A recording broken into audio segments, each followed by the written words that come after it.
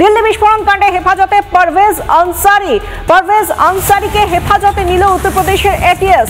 কয়েক সপ্তাহ আগেই বিশ্ববিদ্যালয় থেকে পদত্যাগ করে Parvez Ansari.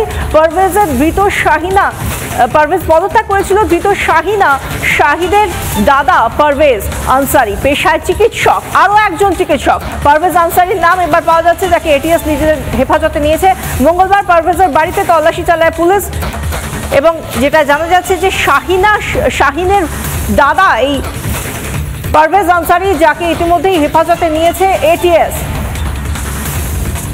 Anti terrorism squad তাদের তরফ থেকে তাকে হেফাজতে নেওয়া হয়েছে এবং প্রথম থেকেই একেবারে এই যাদের নাম পাওয়া গিয়েছে এই ঘটনার সঙ্গে জড়িত হিসেবে, একের পর এক সন্ত্রাসী, যারা কিনা আবার চিকিৎসক, যারা কিনা আবার ডাক্তার, যাদের স্টেথোর পরিবর্তে হাতে উঠে এসেছে বোমা, অ্যামোনিয়াম নাইট্রেটের মতো বিস্ফোরক, আইইডি, এই সমস্ত কিছু, অ্যাসল্ট রাইফেল থেকে শুরু করে একের পর এক রিভলভার থেকে শুরু করে বিপুল পরিমাণ কার্তুজ, এবার তাদের সঙ্গে কারা কারা যুক্ত রয়েছে সেই বিষয়ে একেবারে জাল বিছিয়ে প্রত্যেকটা এজেন্সি, ইতিমধ্যে আমরা জানি এনআইএ গোটা বিষয়টা তদন্তের ভার নিয়ে নিয়েছে একেবারে সরকারিভাবে।